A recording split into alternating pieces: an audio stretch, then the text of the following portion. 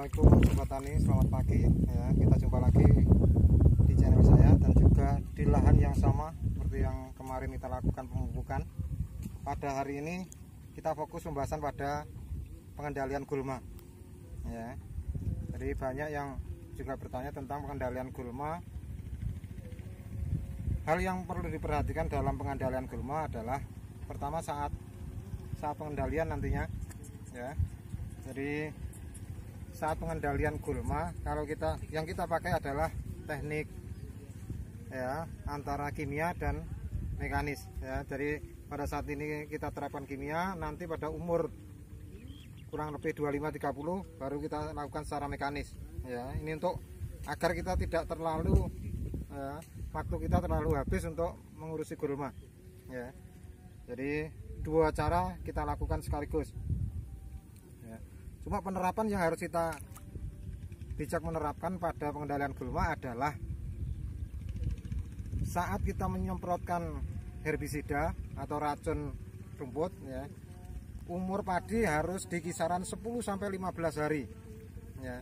Kalau lebih dari itu biasanya padi akan terjadi stagnan atau terhenti pertumbuhannya, tidak mati tetapi dia akan terhenti pertumbuhannya, dan ini merugikan kita ya.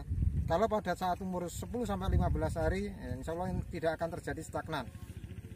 Syarat yang kedua, pada saat kita melakukan pengendalian gulma, kondisi tanah harus basah ya. Kondisi tanah harus basah karena pada saat tanah basah ini rumput atau gulma akan aktif tumbuh, sehingga proses pengendalian, karena pengendalian kita lakukan dengan herbisida sistemik ya, yang selektif ya, sehingga nanti dia perlu penyerapan racun rumput itu dengan baik, yaitu pada saat dia aktif tumbuh. Nah, aktif tumbuh berarti tanah harus dalam keadaan basah ya, jadi jangan kering. Nah, dengan pengendalian gulma ini juga tolong untuk manajemen air. Jadi untuk padi Anda jangan selalu tergenang ya.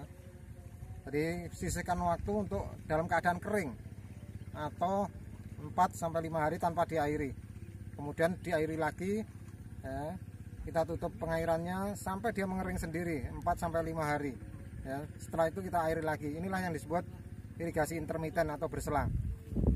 Jangan takut kalau gulma, biasanya yang ditakutkan adalah gulma tumbuh banyak ya. Makanya dengan teknik ini ya, walaupun gulma tumbuh banyak ya, tidak ada masalah. Kita bisa lakukan dengan cepat pengendaliannya ya, tanpa waktu yang terlalu banyak.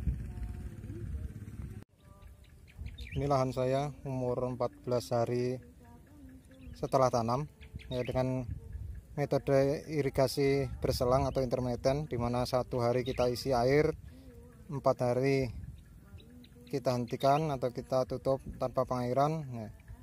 Di sini kita lihat gulma mulai tumbuh banyak ya, baik yang daun sempit maupun daun lebar ya. Akan tetapi tidak perlu khawatir dengan metode atau teknik pengendalian gulma yang nanti kita lakukan ya. Tumbuhnya gulma yang banyak tidak ada masalah bagi kita ya. Justru dengan irigasi intermiten ya, penggunaan air lebih hemat, kemudian tanah ya, bisa sampai meretak. Retaknya tanah ini akan sekaligus kita berarti memasukkan oksigen ke dalam tanah yang berguna bagi tanaman ya. Perlu diingat bahwa padi bukan tanaman air ya. Tanaman air contohnya kangkung air, genjer atau enceng gondok, itu tanaman air. Tetapi padi bukan tanaman air ya, cuma dia adalah tanaman yang butuh air, sehingga perlakuannya kita tidak bisa menggenang terus menerus karena akan sangat mempengaruhi jumlah anakan nantinya. Untuk herbisida kita gunakan kombinasi antara yang cair ya, dengan yang untuk bubuk atau WP ya. Jadi untuk yang cair, kenapa kita campur ya? Untuk yang cair ini biasanya kuat dalam membasmi rumput atau herbi di yang berdaun sempit ya. Ini yang berdaun sempit biasanya kuat untuk yang bentuk cair. Sedangkan yang daun lebar ya biasanya kuat untuk yang bentuk WP atau bubukan ya. Jadi kita gunakan ini yang bentuk bubuk ini juga bersifat pratumbuh, jadi nanti bisa untuk membasmi mungkin ada sisa-sisa benih gulma yang masih belum tumbuh, sekaligus bisa kita kendalikan dengan ini ya. Untuk dosis ya, dosis ini tertulis 100 gram per hektar, dan kemasan ini adalah 25 gram per hektar. Jadi kurang lebih, karena lahan saya ini ada ya, 1/4 bau ya, kurang lebih 1/5 hektar ya. Oleh karena itu kurang lebih kita gunakan satu kemasan ini. Nanti juga untuk yang cair ini dosisnya antara 0,4 sampai 0,75 per hektar ya. 0,4 liter, 0,75 liter per hektar, sehingga ini pun kisarannya sama. Ini cukup untuk satu lahan saya 1/4 bau ini ya. Karena ini kalau kita takar pakai sendok ataupun pakai penakar ya, biasanya akan kita kesulitan pada dosis yang tepat pada per tangkinya. Oleh karena itu kita kira-kira lahan saya biasanya menghabiskan 4 tangki ya, semprot 16 liter ini. Oleh karena itu kita takar dan langsung kita campur dengan air dua bahan ini sesuai dengan jumlah tangki yang akan kita gunakan tadi ya. Kita bisa gunakan takaran gelas air mineral ya, karena kita gunakan 4 tangki ya, kita isi ya 4 gelas.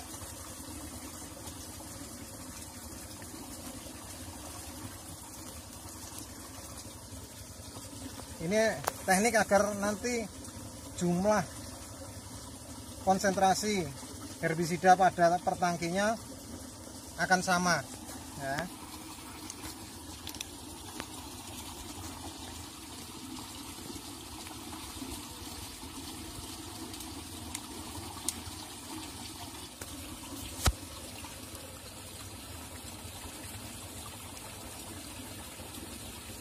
Dan kita tuangkan.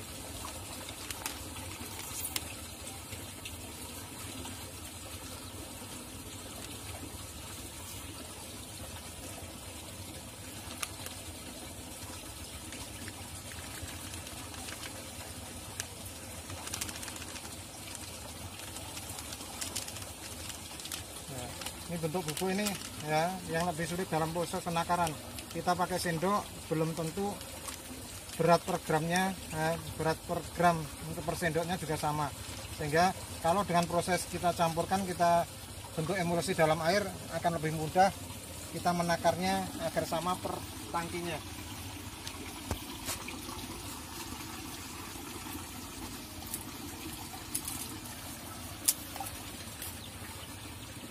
Kita aduk-aduk.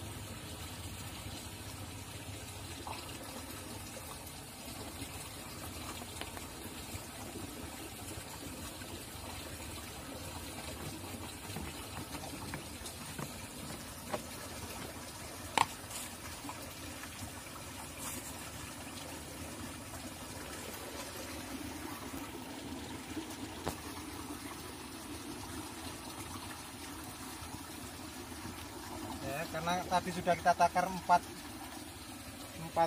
gelas air mineral ini, maka per tangki, karena kita rencanakan jadi 4 tangki, kita juga gunakan 1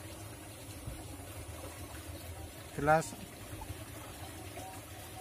air mineral ini.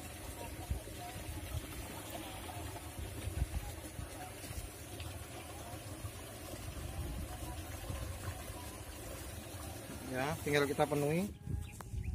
Ya, selanjutnya tinggal kita spray merata ke seluruh lahan ya. Harus merata secara keseluruhan.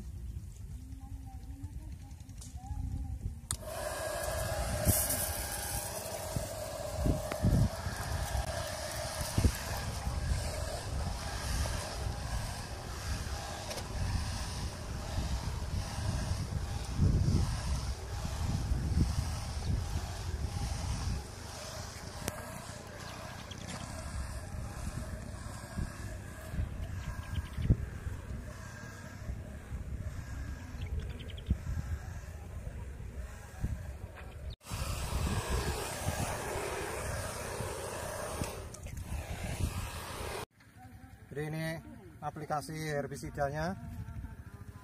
Sekali lagi ya, kuncinya untuk pengendalian gulma dengan herbisida, maka